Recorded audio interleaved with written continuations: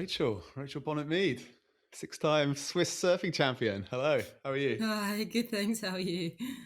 Cool. It's been a while now, actually, isn't it, since we first kind of met and filmed back at Alaya Bay. Um, Yeah, a few so months now. yeah, August last year. So maybe Back when the just water was warm. yeah, exactly. You did the Alaya Cup though, didn't you? The Winter Cup. Yeah, that was amazing, but a bit cold, like in 3-degree water, but amazing. Yeah, cool. So, Well, I guess thanks for making time today so yeah, that we no can actually worries. speak a little bit. Um, I obviously know who you are. Lots of other people know who you are. For anyone listening to this, why don't you just give a little introduction to yourself? Like, who is Rachel Bonnetmead? And where are you from? And when did you start surfing and so forth?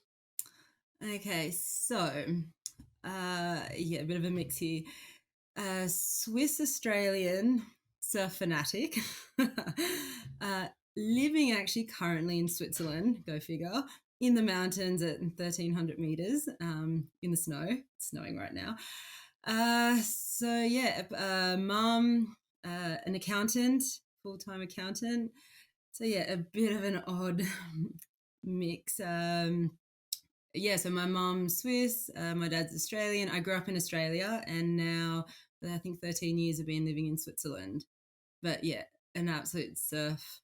You can call surf nut and Yeah. Swiss champion. And yeah, anyway, you'd already mentioned that. Where are you So from? Like, where did you grow up? Is it Lennox Head? Is that right? yeah, well, I actually grew up just like about 30 minutes inland from Lennox. So I started surfing. It was sort of like more on weekends. Like my dad would take us surfing. It was actually on boogie boards. So I've actually got an identical twin sister. If anyone Right. sees someone identical and they don't say hi, that's why. Anyway, so we actually started on boogie boards and we started standing up. And my dad's like, "Well, I'll just get you surfboards." Like, okay, cool. So that's how we actually got into it. But it wasn't. It was sort of like every weekend or second weekend. So it wasn't like every day after school, which would have been actually kind of cool had it been. But it just was what it was. And then I think I was about 19, and then I moved to Lennox. But I consider myself a Lennox local, and that's when I started really surfing. But I think from about 16 we got into like a girls surf club, a little bit of coaching. So that's when it started taking off, and that's when I really got into contests.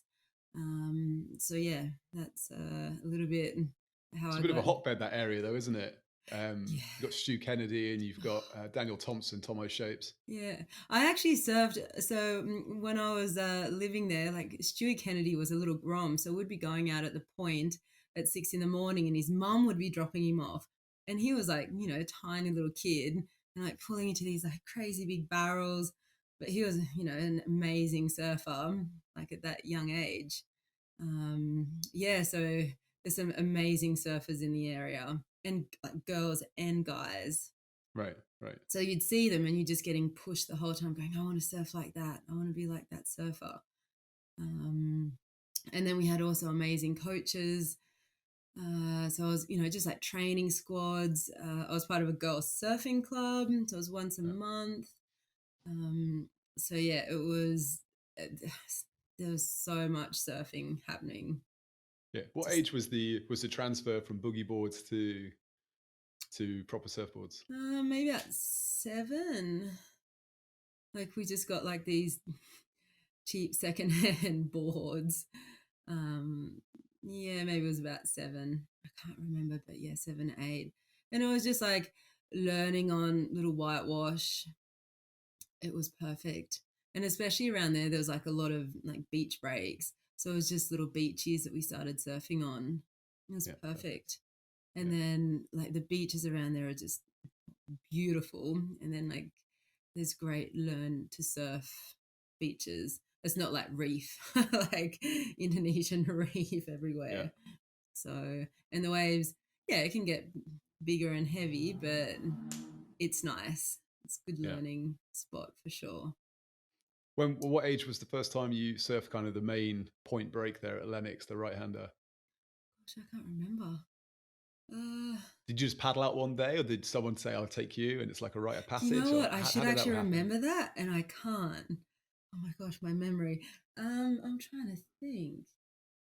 Maybe like 17 or 18. But there's different times, at least Lennox Point, to surf when it's a bit not safer, but basically it's those rocks. Like if anyone's been there, those rocks are, they'll collect a bit of skin. uh, Okay. and on a lower tide, it's a lot easier. On a high tide, even if it's like tiny, it's quite scary to get out on. Um, So I probably went on a lower tide when there was like maybe sometimes there's a lot of sand that comes in, so it makes it a little bit easier. So I think I probably went there like on a small medium sized day, low tide,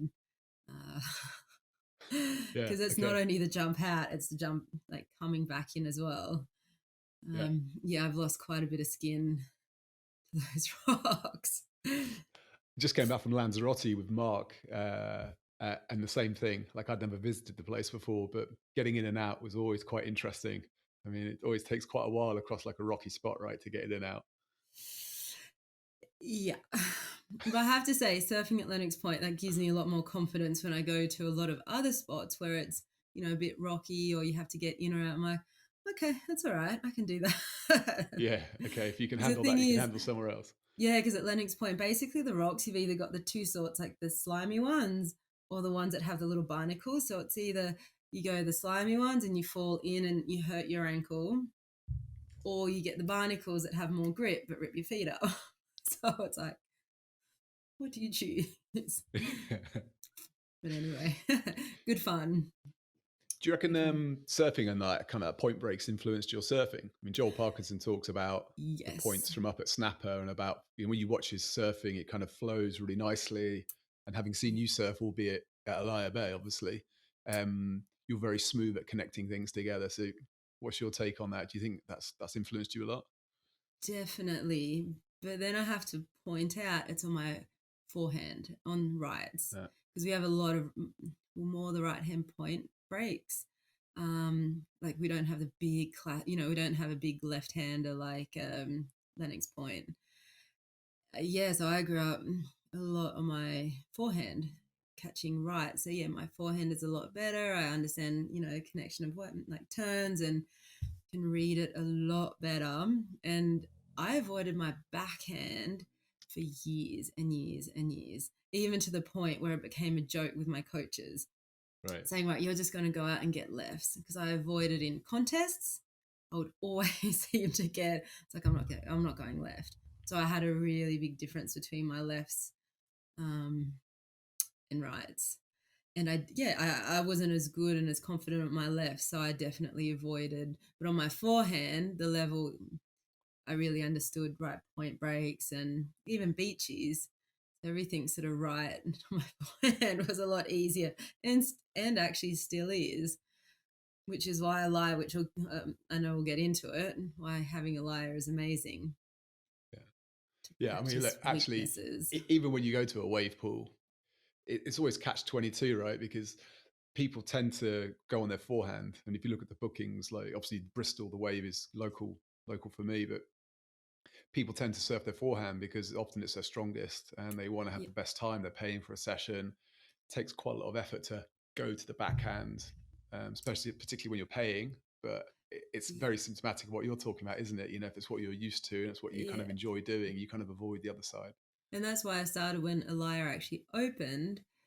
I actually mainly went on my forehand and I wasn't going on my backhand. And I was like, no, no, no, right, I'm going to start Yeah, yeah, practicing. And then I did. And so I'm getting better. It's getting better. But yeah, there's still work to do, but I'm a lot more confident in going lefts like in the ocean now. Or in contests even, yeah. Just adding which the time together in it. yeah, which is amazing because like in the ocean you don't sometimes getting a perfect little left hand, break where there's not many people, we can get a load of waves to practice like a load of, different things like technique or turns or this or that. you don't have that. Yeah. Whereas that's why it's so handy down here. So, Yeah, down here in the mountains, yeah. yeah, down here, well, over the mountain ridge. Be great if there was a tunnel. It'd take me 10 minutes. No, I'm kidding. We Yeah, it was wouldn't have pretty that. crazy actually in December when we last saw each other at the Elia Bay kind of Winter Cup, seeing the kids. I thought actually they were probably the most impressive. Like I forget the age groups. I think it was under 13 and then 13 to 18. Um, Yeah, but the kids and the juniors, just unbelievable how good they were. Um, they're and maybe we could incredible. talk a little bit about your progression, about the structure in Australia and how you said you joined surf Yeah, camps and had coaches and so forth and how much yeah. that helped. But yeah, it was incredible to see. Be The interesting to see what kids are happens. just on another level now. Yeah. Just, it's amazing. And even like when I went to Oz and you see these young kids, they love it, but they're in out surfing in the worst conditions anytime, and they're just like frothing. They're like, we're out there. And that's why they're so good. And they're starting at a young age. And then there's all the, support behind. But yeah, the kids, yeah, even I was just watching them, or even just being with the girls, like the younger girls. I was like, oh, she was, I think there was a 12 or 13-year-old girl, and she was amazing. And I was surfing with her. I felt like the grandma. I was like, right, she's doing, yes, I need to do that. What's she doing? I need to be that good. Well, what was it for you then? So you started, in the single digit ages. When did you then start getting coaching? How was the structure like? Was it just about having a beach club or a surf club Yeah, it in was the Australia? How does that women. work? Well, we were so fortunate to have in Lennox, there was a women's surf club, and they had club rounds once a month, and it was for like beginners or junior beginners, intermediates, advanced, longboard. And so it really catered for everyone. And they were just the nicest, and they still are, they still there. Nicest bunch of girls. So I started there, and that's when I met another lady whose partner was also coaching. And then it was just more like a, once a week squad, like you would like swimming training. It was not like, it was just like squad. And we started doing that. And then also just doing the club rounds, because I just saw it in the newspaper. I was like, I really want to do it. And my mum actually took us down. I think it was 16. And that was when progression really started. Yeah. And then you just learn, because like we were doing, it was, yeah, once a month, the club rounds. And so it's competition. So even if you're in the beginner division, it's still competition, but obviously the scaling is different. But you're learning how to compete, your best two waves, and then you'd have to come in and judge. So then you learn by judging other people. And it was done in such a friendly, safe environment. So I learned that competition wasn't, it's, yeah, obviously you want to win, but you really, it wasn't this, sometimes the competition, the perspective, I think, especially in, like, I've noticed in Switzerland, it's like, oh, it's competition. It's, oh no, we're going to Yeah. lose. We're not going to do it. Like, well, it can be in a really nice environment. It doesn't always have to be, how do you say it? Not nasty, but just like fun. And Yeah. it was fun. So that's how I learned. And I learned so much. And so then I just went from intermediate division then to the advanced. And you're surfing against these amazing girls. Like we had Lorena McGrath. This is back in the day. And she was in our club round. And then she actually went on to surf on the what do you call it? The world tour. Yeah. So, we had really high level girls. And then we had a lot of the women that were actually running it had so much experience. So then you just learn from that. So that was, again, we were very fortunate to have that in our local area. Yeah.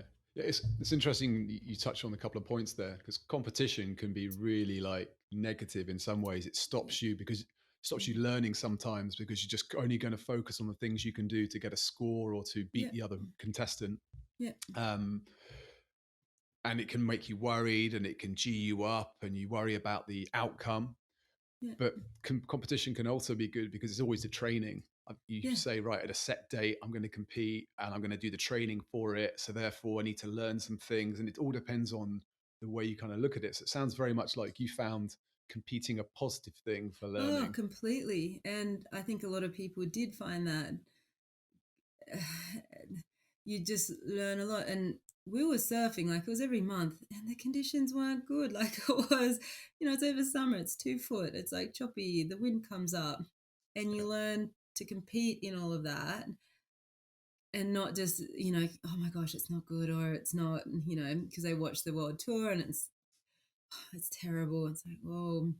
And these are why some of the girls and the guys get so good, because they're doing competing in terrible, not terrible, but just not your perfect, you know, Yeah.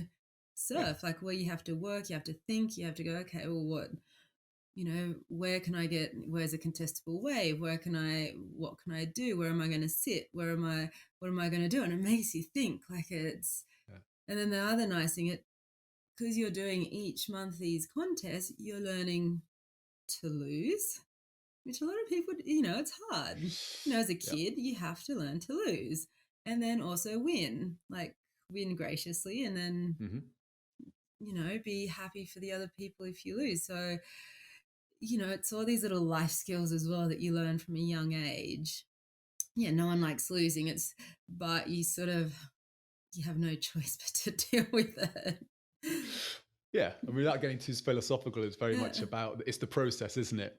It's about embracing the grind, and Yeah. if you have it with a positive outlook and just love what you're doing more than like the kind of destination or the outcome, then Yeah. it's all good, isn't it? And then you come back the next month going, okay, Yeah, well, what do I need to do? So you yeah, can look at it two ways. So if you take it, from losing, go, right, this is what can I do a bit better, or what did I do wrong? As long as, and that's how you learn, and yeah, you do get better. But yeah, so again, like I said, we're like super fortunate to have that in our local area yeah. growing up. So I think a lot I can attribute to those girls. Yeah, it seems Um, very fortunate, and and then also obviously my it's coaches, like I had a few, and they were just amazing.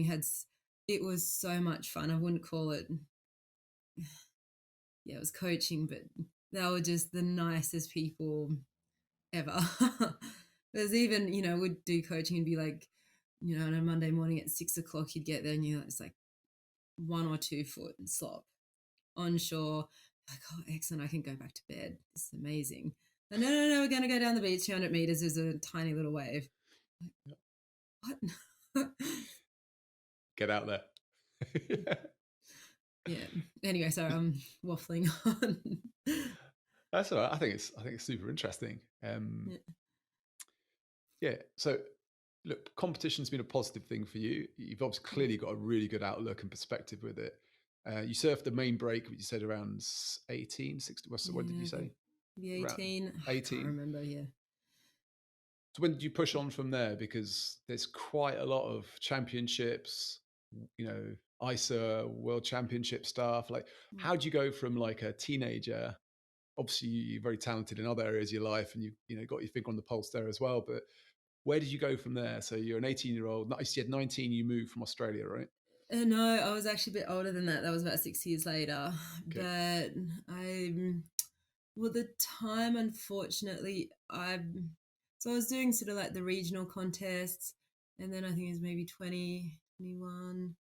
I can't remember. Then I made it to a state and even the Aussie titles. I mean, but the level was crazy. Like, one of the contests we ran, like this, I actually was contest director. I put myself in the same heat as Stephanie Wow. Gilmore. Okay.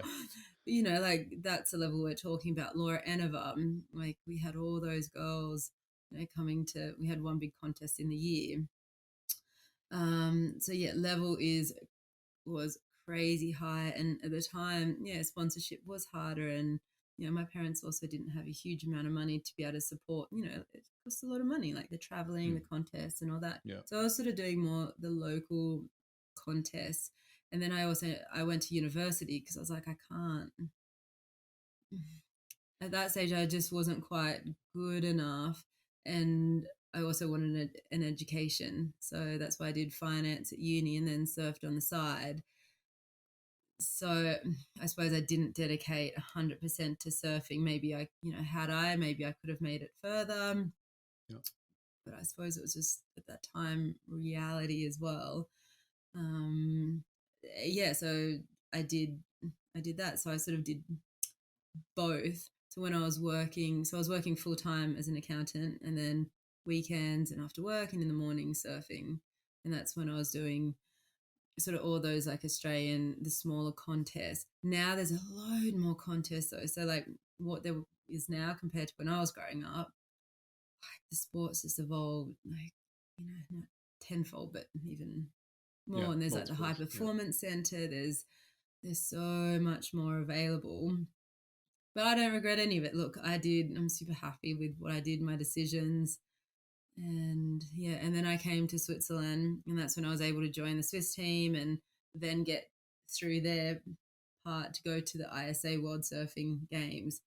Going in Australia, like no way. It's Like competition. Yeah. the levels at another, the girls are just incredible. Like my level's good, like okay, it's good, Oh, it's but very good. Yeah. yeah, it's good. But they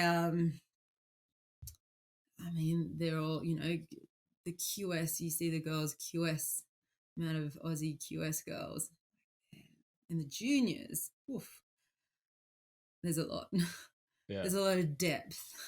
Well, you see this in other sports as well, don't you? You know, if people move to a different country or they have some citizenship and so forth, and why not? Because if you're just Yeah, passionate about the sport, yeah, and it can, and you've already spoken very highly of the competitive environment for you as a person, like for yeah. your surfing.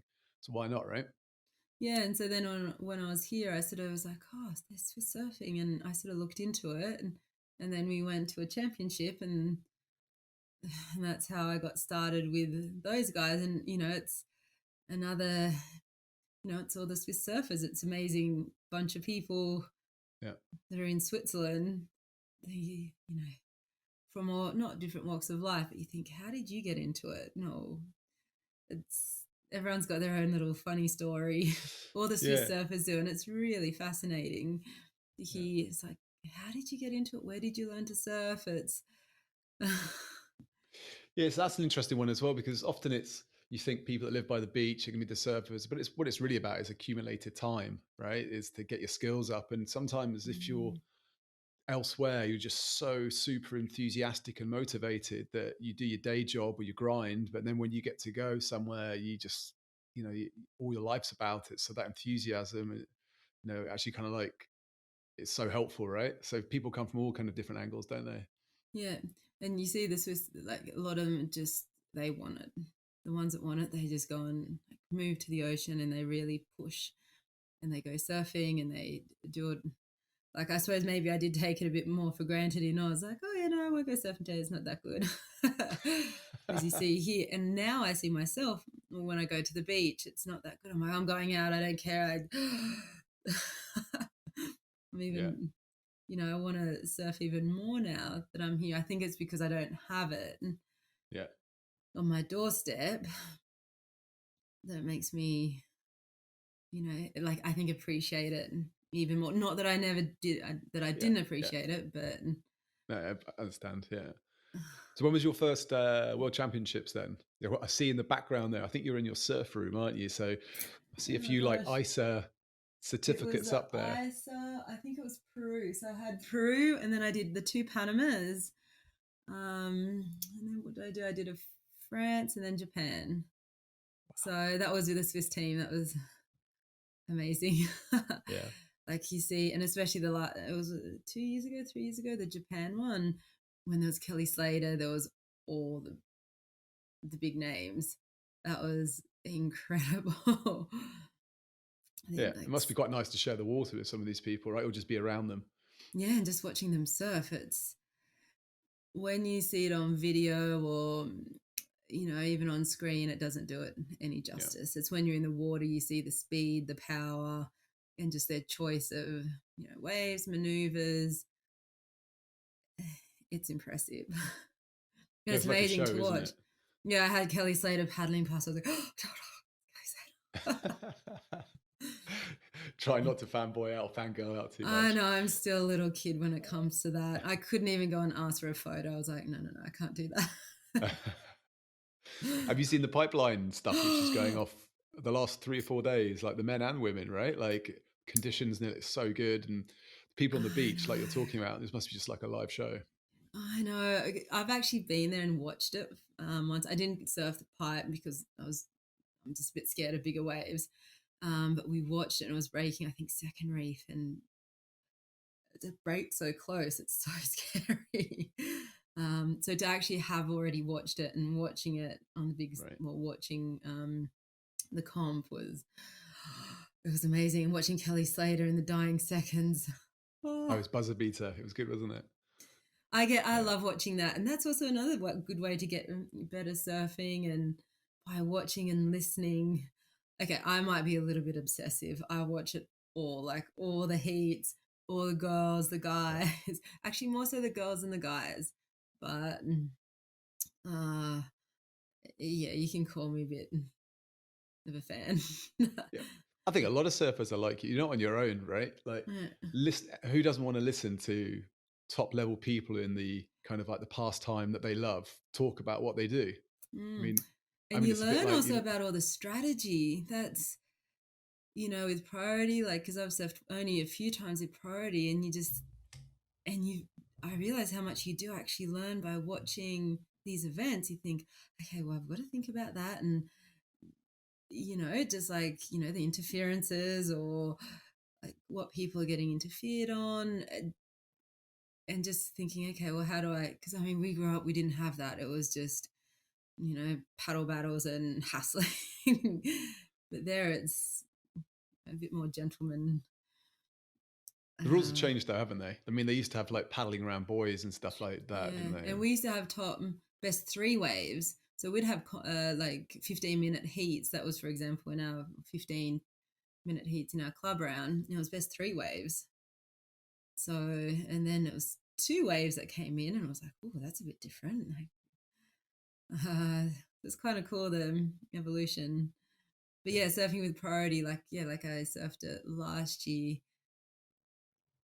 Yeah, it's different. It's a bit nerve wracking. But then when you do have priority, you think, oh, okay, what do I need to be doing? What do they do in the, what does Chris yeah. Moore do? Well, they're all different as well, right? Like some people it's being on the best wave, other people is trying to get under priority. There's so many levels to the strategy, isn't there? And Yeah. And it's um, sometimes funny, you yeah. get out there and it all goes whoosh. I think we can all relate to that as well, right? Like, you watch something, okay, I'm going to paddle like this today, or I'm going to try putting my hands here or something like that, or I saw that and that looked really cool. And you go out there straight out of the brain, right? Well, at least for me, I've got to keep it simple. So I need to just go out and work on one thing. Yeah, smart. Because otherwise, if I think of two things or three things, out. So I'll just think, okay, just one thing. Keep it simple. Yeah, smart. Well, at least for me, some people are great at, thinking a few things, but Yeah. I can't.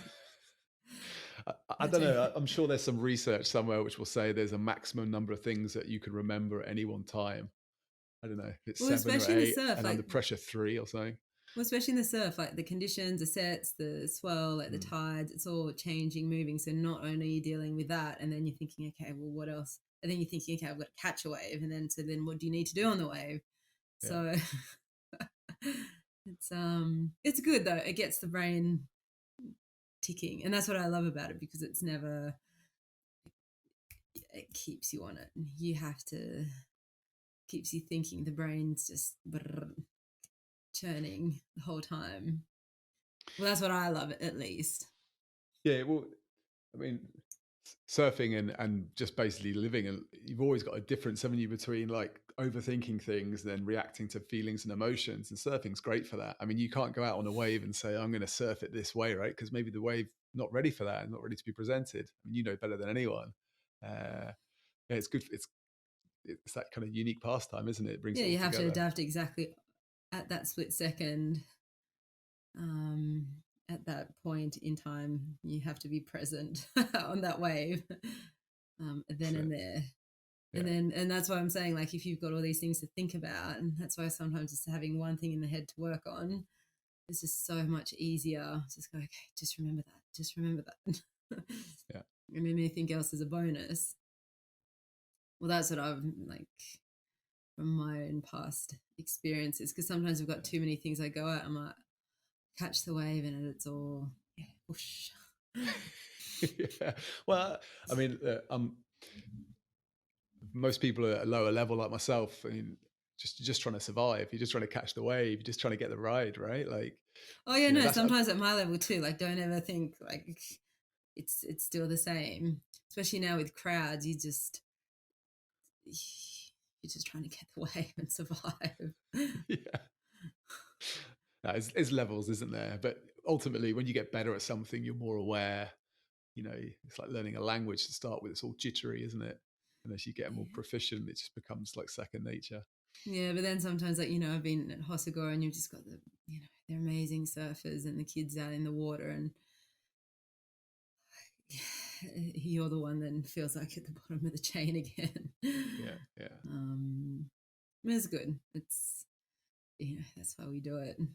How was that trip to Hossegor, by the way? Because you went there after we filmed at Alaya. I think you went there for a little short trip, didn't Yeah, you? that was good. Can't remember now. Yeah, I think I got some good waves. It was Yeah, fun. It's always quite busy, so you have to be on your game. But we had a few fun days. yeah, It was good, and then it just got a bit bigger. I get a bit scared. Bigger waves. It's always been. I think this is why maybe I haven't gone as far in competition. Maybe it's just like a mental block. At least for me, like bigger waves, I panic. I panic being out in bigger waves. And it's annoying because I know that I can actually it's not catching the waves, but it's about getting held under or, missing a wave and what's behind. And, yeah. but yeah, so Hossagor, it gets a bit bigger. I've had one or two pretty nasty hold downs. So it's, Right. like I Have you ever done anything for training for that? Do you ever do breath work, or do you do any of that stuff about being spun around a pool, or do you work on fitness? no, What do you do for around that? here No. is a bit, I wouldn't say there's people. I once did an apnea course or just one or two sessions, but I think you just need to do, for me at least, I think I'd need to do it like either intensely and then a little bit more regularly. Um, and then sometimes it's also just being at the spots and getting used to it. So, for example, at Lennox Point, I'd be a lot better when it's a lot bigger, but I'm also used to it and confidence. So, Yeah, but if I just, I might, because I work and live here in Switzerland, that over the winter it might be 4 months that I haven't surfed. So then when it gets bigger and it's your second or third day that you haven't, you're surfing, it just takes a little bit more time to get that yeah, confidence and also like the paddle power. But yeah, I know that would help, and it is always on my radar. I'm like, right, I need to go and do that or do either a camp or just spend a bit more time looking into it. But yeah. I mean, you live in the mountains, right? I mean, there are similarities to all these sports of having a good methodical approach and only doing things just above your current ability. You know, not like watching someone do a backflip and then on YouTube and then running out and doing it. I mean, I guess being in the mountains all the time and understanding the conditions and what your level is allowing you to do, it's exactly the same, right? Oh, exactly. Exactly. And the thing is, I'm also a bit, I don't know, maybe that's just also my character. I like things methodical and, that I can sort of control this. Yeah, Like with a surf, what's a swell doing? What's a tide doing? I like to know everything and have like calculated risk. I'm a yeah. bit less gung ho. Like some people are like, yeah, it's fine. We'll go just drop down there. It's okay. And I'm like, oh. I'm a Different bit more of a personalities, right? yeah, I'm a bit more of a scaredy cat. That and I've got friends that they might have been surfing for a year. They're like, yeah, no, it's not that big. We're going out. I'm like, oh, how are you not scared? They're like, no, it's fine. Like I want to be like you, and not get scared. I'm like, anyway, it's I don't know. Maybe I was younger. I had a few bad hold downs when I was sort of young. I don't know, maybe it's also character, but yeah, maybe I could have worked on it a bit more. But okay, I still love like my intermediate waves, having fun, not getting too scared. Yeah, like I've always gone out and a few times, yeah, "Ooh," but when it's sometimes I've been out and I've been just, I'm gonna die, Yeah. and that's a little less fun. Some people thrive on it, but I'm like, no, no, no, no. Most surfers don't. Most surfers have had an experience which checks their kind of ego, right? Or gives them a reality check that Mother Mm. Nature's pretty strong. Yeah, and then I'm not sure. But yeah, I'm always impressed when I see like girls or guys that have been surfing a few years and they're just like charging or going out in bigger waves. I'm like, wow, hats off. Yeah. That's pretty cool. You're lucky. Yeah.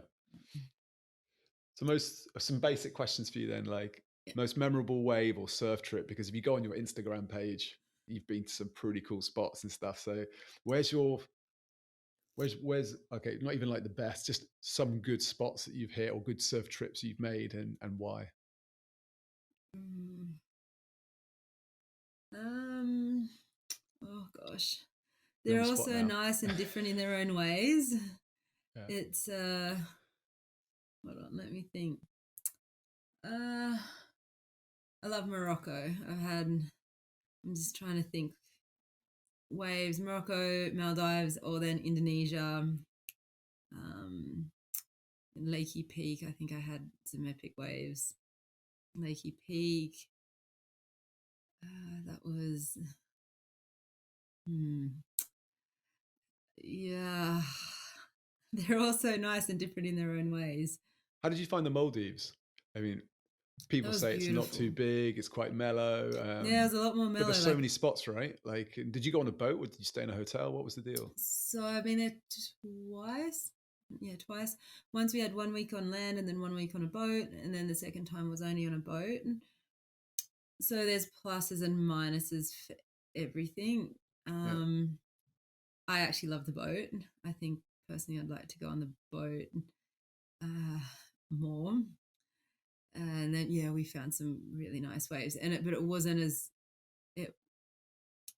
It's a bit softer than I'd say Indonesia. But then we had 1 or 2 days where it got bigger, and it was still quite scary. Um, but yeah, it was like tropical warm waters. yeah, Oh, just so nice. You're surfing in bikinis.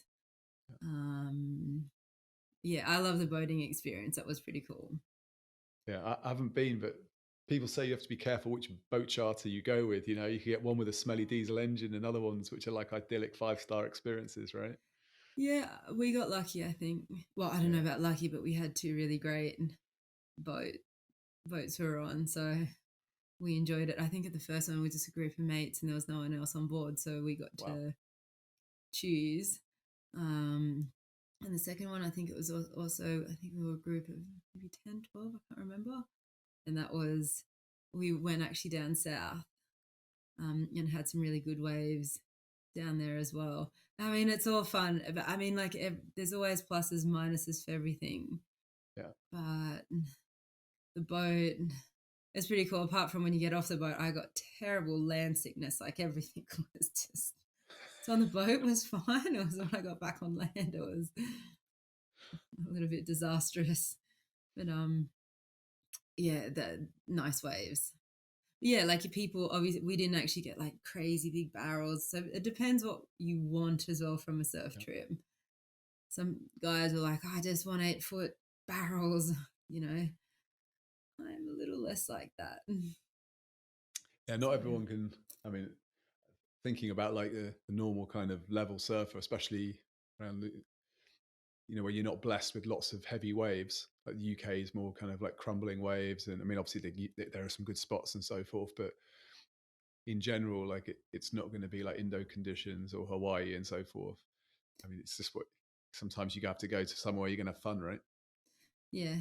But then I still love, like I've been to the UK a few times and it's still so nice. It's like beautiful So coastlines. yeah, It's fantastic. Yeah. different. It's cold. It's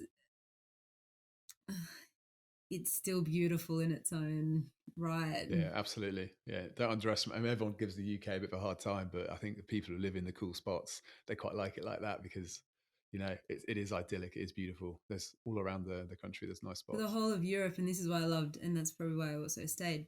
Partly, it's just all the European coastlines, and they change so much. Yeah, Like in Oz, it's you might get 1,000 kilometers, and they're also like super stunning and beautiful, but it's more similar, like flora, fauna, all of that. But then in Europe, you've got like between Spain, France, the Basque Country, and then you've got the Basque Country. UK, the like all these different areas. Like the coastlines do change, and the area change, and the culture, and the language, and the food. So that also makes it, well, at least for me, I love all those different cultures and and coastlines and waves. Like for me, I'd never gone, like when I went to the UK, I was like, these tides are crazy. Like it's 4 meter tides in the UK, like nuts. And trying to learn, like it's a complete different ball game because I think it was like the board masters one year, and just in our heat, it completely changed because the tide came in. So Was that another, Watergate Bay? Was that where the event was? Do you remember? was it Watergate Bay is Watergate normally where it is. Bay? We actually didn't surf it there. It was is it Fistral Beach or the Yeah, main? Fistral's Newquay. Yeah. Yeah, so we actually went and surfed there. But yeah, the tide just in Oz it had maximum 2 meter tides, and we're like, oh, that's already pretty big. Yeah. And the same in France. Um, it's something to adapt to, and it's different. Yeah. Spots are radically different, aren't they? Oh, Yeah. completely. That's another thing to be on your game with, because the surf spot just completely changes, especially on the sandy, Yeah. Yeah. banks. Yeah. If the banks are working or not. Yeah. Yeah. Yeah. Anyway. But let's switch gears and away from idyllic Mother Nature and what surfing's really about. And let's talk about the wave pool. Let's talk about your amazing training tool on your doorstep. Uh, and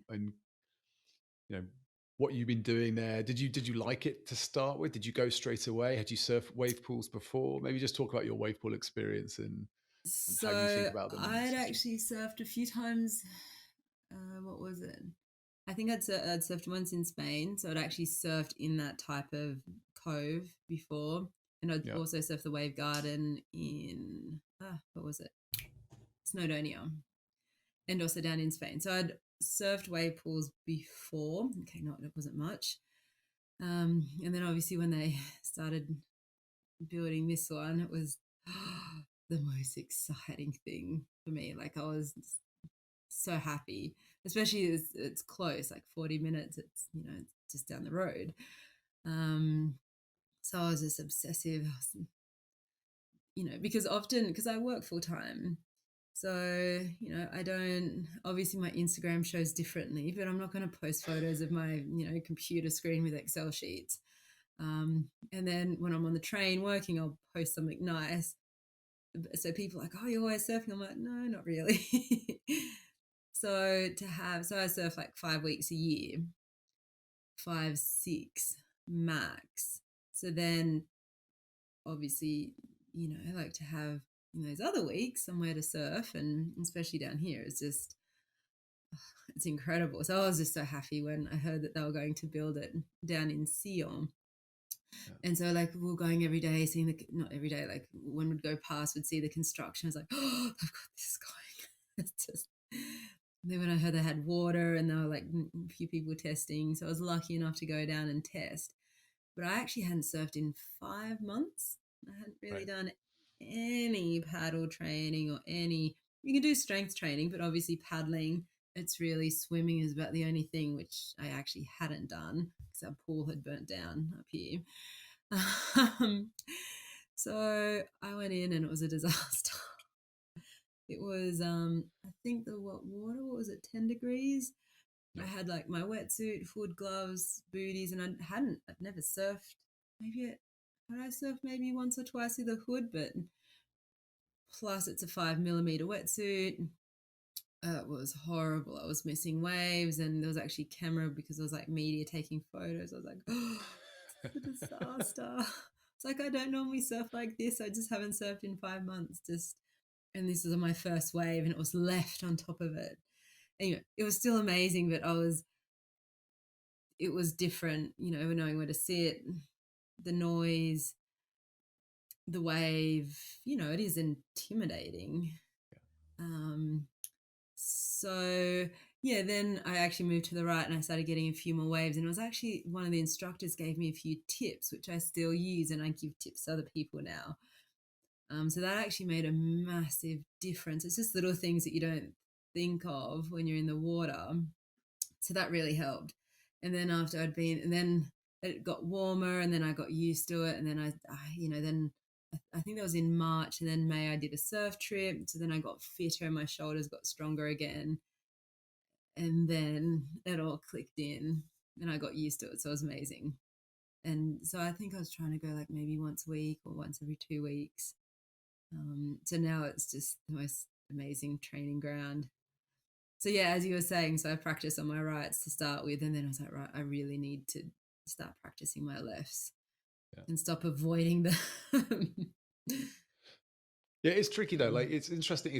I think it's quite nice to hear you share those first wave experiences. And I know people have had that, and Everyone does, apart from like super. If you're Geordie Smith or one of the yeah, top pros or something, okay.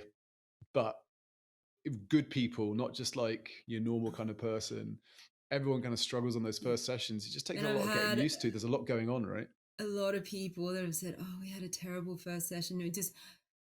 They love the spot, and I think it's also you've got all this anticipation. Oh my gosh, it's a wave pool, these amazing waves, and you get all hyped up, and Yeah, then if you don't get the waves, or you fall, or you're in the wrong spot, or you also get disappointed, and yeah, it's a bit of a mixed feeling. And a few times I was like, look, have that first bad surf. You've got to get used to it, and then come a second time, and then they do, and they're like, oh, it's just yeah. It's got to kind of click, right? Like, one thing it does do as a training tool, it seems to really, uh, it kind of like takes a lot of variables out of it. So in the ocean, you can kind of pick and choose, and you can flail and flap and maybe miss stuff, but it really dials in like you're going to take off now at this point. And once you get used to it, once you know where your spot is, and then you start working out, I'm doing yeah, this a bit wrong or this or that. Okay, great. But that's a good thing as well, right? Like, it's a kind of embracing those errors, but it can be super frustrating. Like, that yeah. feeling At of least coming it's a out. first session. Sometimes, I mean, some people have a great first session, but then I always say, do another one. But yeah, it does. Like once you get the hang of it and you know what you're doing wrong. And even now, I'm still doing things wrong and I'm still picking up. So, to have someone video, like I always say, if Yeah, you've got, well, you know what's amazing is like you can actually set up your tripod and you just, you press play and you got the tripod and yeah, obviously you got everyone else's in the session, but you can actually go and watch yeah. yourself surf, which is sometimes not always nice to see. Video doesn't lie, right? No, definitely not. When I Yeah. first saw myself like getting, I think it was when I was younger, like 16 on the first video, I was like, oh, I surf like that. My arms, it's terrible. It's a good learning curve. You just, Yeah, sometimes you think you see someone like one of the good guys, or you think, I'm going to make my turn like that. And you see the video, and you're upright, your arms are in some goofy position or something. but that's the But best way to it's learn. good feedback, right? Yeah, and even at Alaya, they've actually got, and they've got the Surfline Yeah, webcam, and I look at that, and if I've got no one to video, I'll still go on that. Yeah, it's not like super close up, but still go and watch the session and go, oh, okay, that's what I was doing. Oh, that turn actually looked a lot better than it felt, or the opposite. yeah, yeah, um, it's really good. Yeah, so if anyone's actually there, look at the webcam if you don't have that camera or someone or a partner taking videos. Um, yeah. Helpful. Definite. Yeah, huge help. Huge help. So again, I'll put you on the spot a little bit. You've been at the wave pool quite a fair amount now. What would you say is the one area which people kind of struggle with the most? And what do you see Takeoffs. people takeoffs? Yeah, I agree with you on that. Takeoffs. It's funny when you're in the water, you don't realize you think people are catching and getting more waves, and sometimes you think it's always you think, oh, I'm the one that's toughing up. When you go back and see videos or you watch, you realize takeoffs is probably the one area I think that people struggle with Yeah, most. yeah. But I don't know if, sorry. this podcast isn't about me, right? It's all about you and what you've got to say. But I think there's, from my experience of hammering the wave pool for like 18 months, it makes you appreciate the different levels, makes you realize the things you just thought was just take for a given, you're actually doing wrong. But you got to find the information in the first place. You got to work out what it is other people are doing and why. It's like tips, but from a credible source. But there are layers Mm. to it, and it's a very technical thing. And then even once you can kind of get to your feet, because most people are just trying to survive and get to ride the nice fun bit. But then there's the whole point about, are you trying to take the speed and then do a bottom turn? Are you just trying to take an angle? Because you like there's so many different kind of facets to it. Um, There's a huge amount, but I think the first one is just being in the right spot. And then if you're in the wrong spot, knowing where to move to or how to, Share some position thoughts then. yourself. Go on. You talk about positioning. So what are your thoughts? I mean, I've watched you surf quite a bit, right? But go on, just maybe give some advice there. Actually, that'd be really helpful for people. This is my own personal, so everyone's got their own ways. Um, Sometimes I find people either sit too close to the wall, and that's when it's throwing a little bit more. So I just say come out from the wall a little bit, and plus, if you do get rolled, you're also away from the wall, so it's not scary. Um, and then yeah, so just sit a little bit away from it, and then just paddle hard. I notice a lot of people paddling, and as soon as the wave, you sort of feel yourself coming, you're kind of getting dragged behind and you feel the wave starting to come. People often stop paddling. They think that the wave's going to push them and they end up at the top and either missing or just being at the top of the wave and just going over the falls.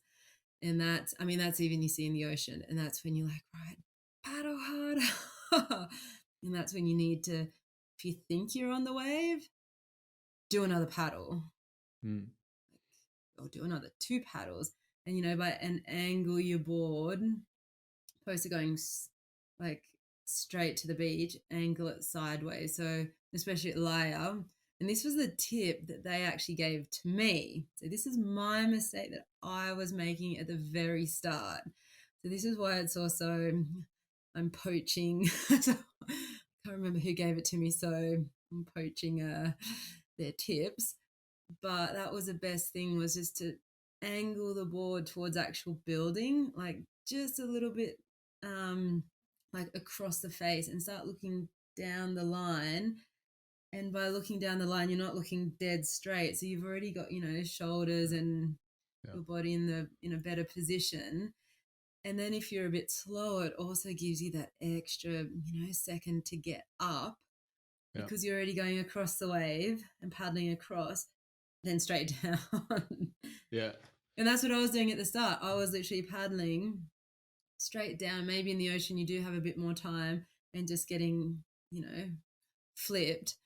And then when the guy's like, no, no, no, like just angle your board a bit more. And plus I wasn't fit. I hadn't surfed in 5 months. So it actually gave me a few more seconds, because I get up quite slow.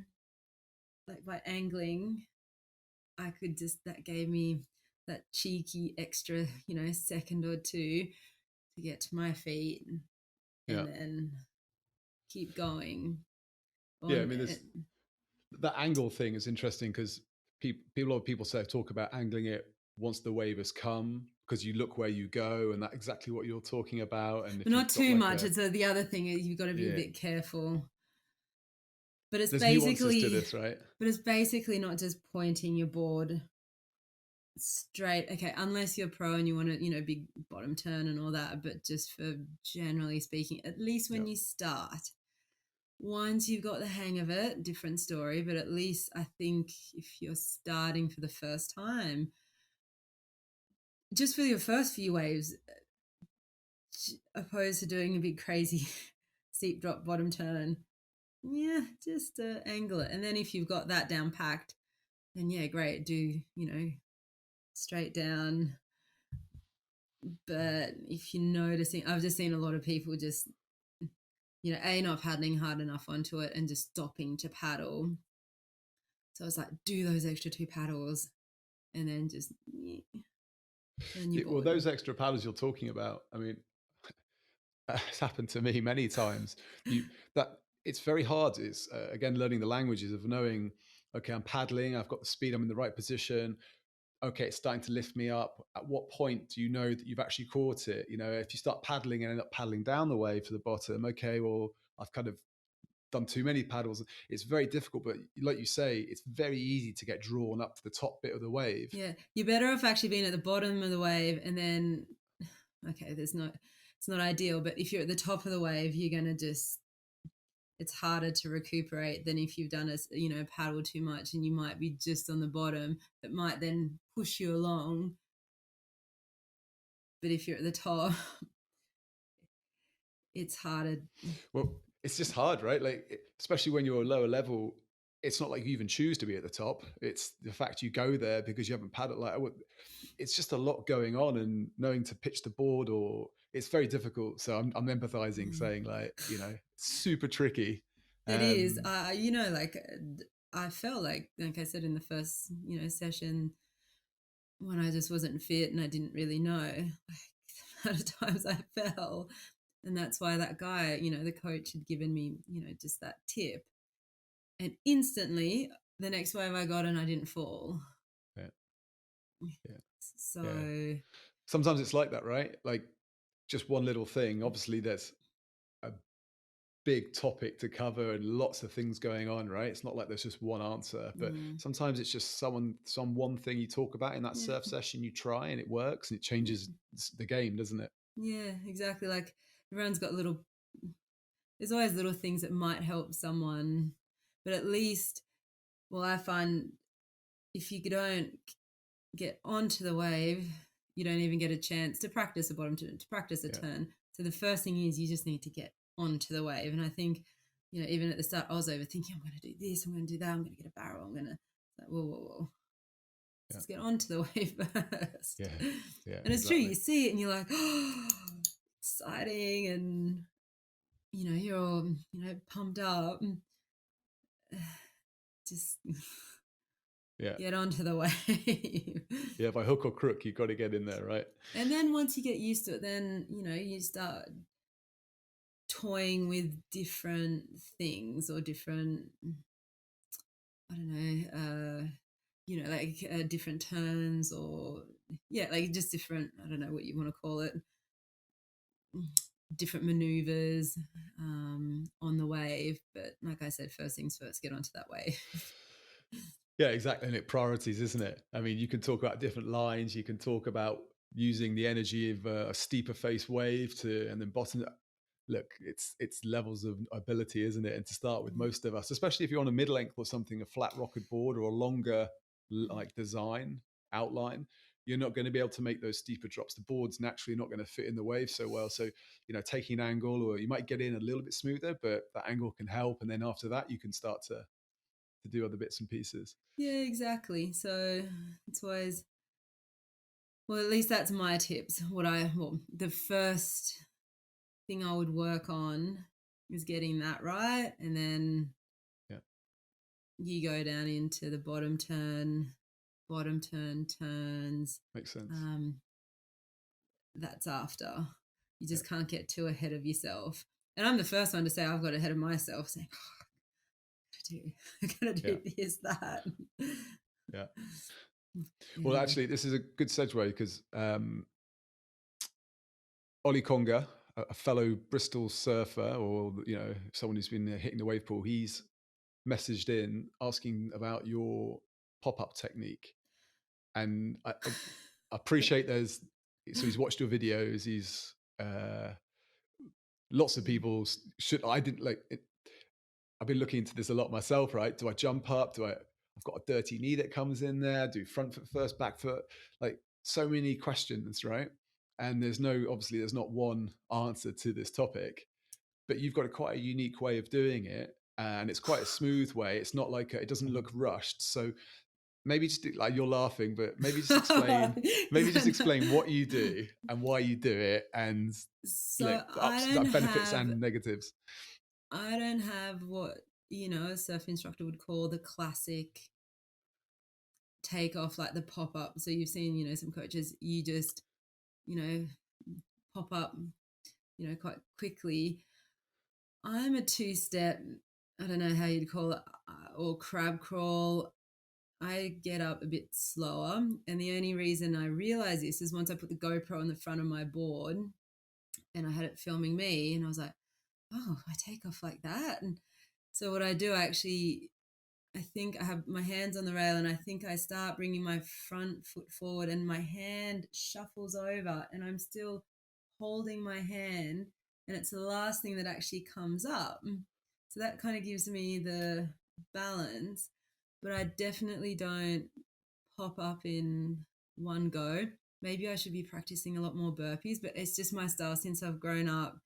I can't change that.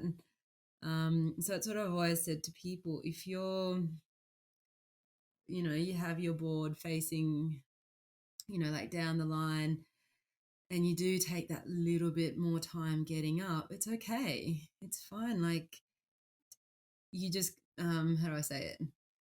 By having it correctly pointed down the line will give you that maybe that second or two extra to get up. But you don't need to rush it. And I see, well, experience seeing, people often like pop up and then they're just unbalanced and they fall. So yeah, like I say, I crab crawl up my board. It works. And then after, but I'm still, I keep my knees compressed and, my body over the board, and I'm still, really low to my board, and that also helps. So I'm not like getting up straight legged. Yeah. It's like if you get up straight legged, and forget about it. So, Yeah. and that's why I say to people, if even if you do keep your hands on your rails, 3-4 seconds down the wave, it's okay. Take your time, Yeah. but as long as you're nice and compressed. Yeah.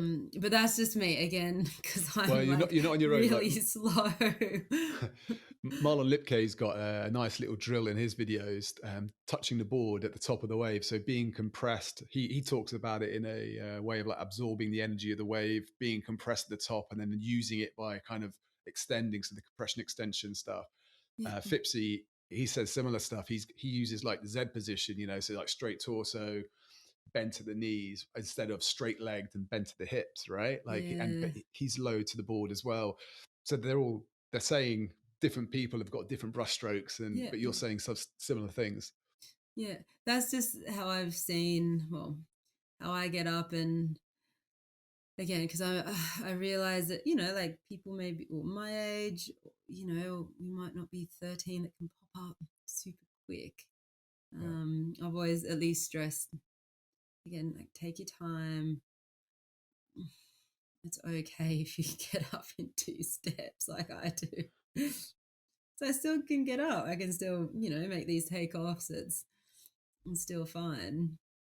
You're very smooth though. Like like I'd say the things that made a difference for me recently is knowing that getting the board moving with a bit of momentum, do you have to do 10 hard paddles? Well, no, it's only 3 to 4. So you'd said about hard paddles, and when the wave picks you up, another paddle. Fipsy will say Hard. three paddles, 4 to be sure, is his kind of phrase, right? But it's the same thing of, okay, I'm at a live bay. I need to paddle when I feel it. I need to give another stroke at least.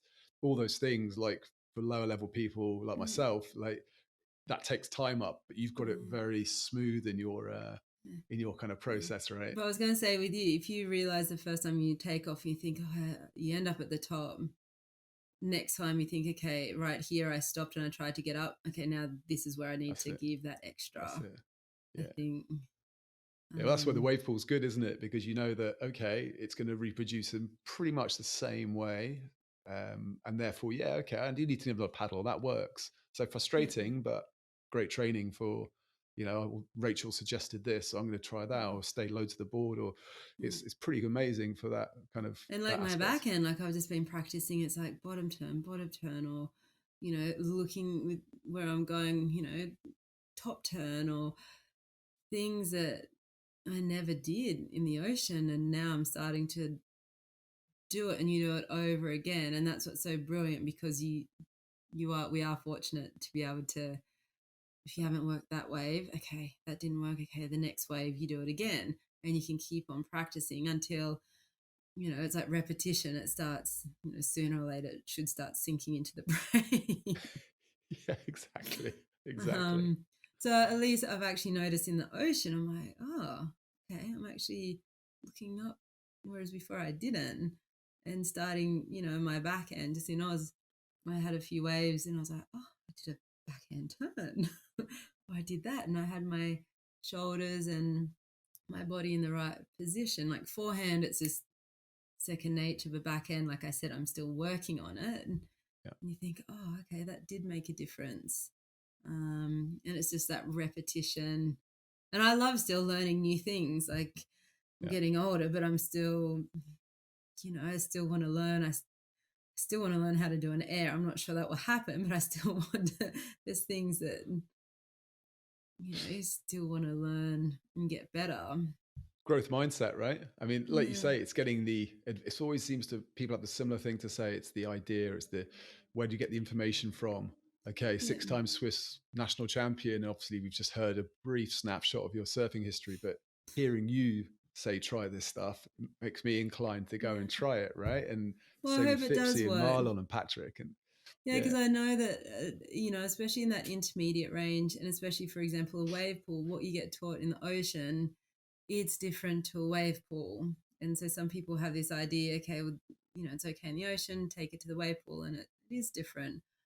So at least if there's a few tips that we can be giving when you're in the wave pool, yeah, it makes, like I said, I got helped, that first time when I was getting just drilled. If you can pick up like a few tips, and those guys that you've just mentioned, they're amazing. They've got even tips that I'm like, oh wow, like I want to learn that. yeah, So, but especially like I said, in that intermediate range of surfers, uh, well, I hope there's lots of tips that people can be, walking away with and trying, because yeah, sometimes that is missing, or it's hard to find yeah. that type of information. Yeah, well, we should probably say as well.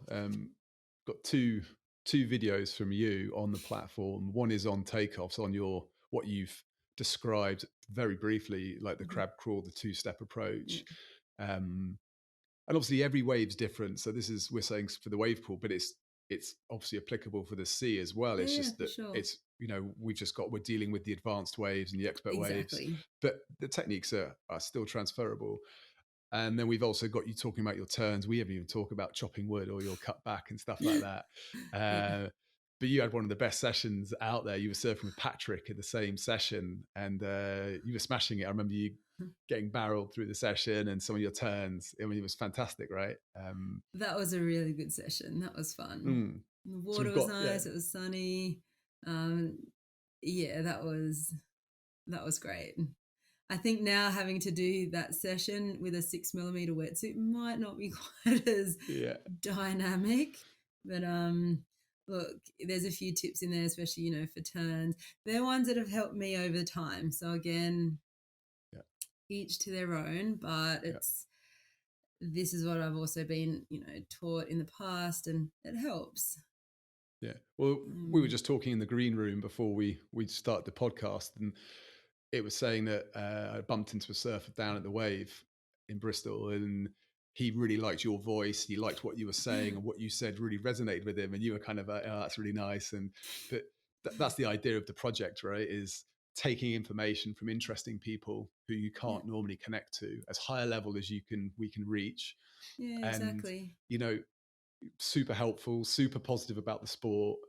all different kind of like walks of life, but just interesting people that can help you, whether it's mid-lengths, whether it's, you know, a female competitive surfer at top level, uh, whatever it is, and so that you can enjoy your sessions as much as possible. And Well, that's that's the like the idea. goal, like, and to always help people, and because people want to progress, you want to surf a bit better, you want to have a bit more fun. You might not want to always be falling, so that's what these videos, yeah, designed for us to help. And if someone can pick up one bit of, one piece of information that's helpful, I mean, that goes a long way. It's like that one piece of information I got from the coach. It went a long way. It meant that I was catching waves opposed to getting smashed next to the wall. Yeah. That's it's always nice to be able to help people, and whether it's from me or someone else. Yeah, we've all got our different ways we might do takeoffs or this or that, but yeah, it's pretty nice that someone can getting info Yeah, it's nice, right? from help. Listen, it's well over an hour now. Yeah, yeah. I know you're super busy, but thank you for making the time. Yeah, it's lovely chatting. Yeah, always. What we're going to do is, for people that have listened to this podcast and are now listening to this, we're going to do a promo code, and it's podcast RBM. So for Rachel Bonnetmead. So podcast RBM. I'll set this up this evening. And so anyone who's listening to this now, just hold on for a few hours. But if you're listening to it on Spotify, Apple Podcasts, or Audible, then when you use this promo code, just come to the monthly subscription, which is normally £10 a month, and just put this in, and you'll be able to access all the content for free for a month.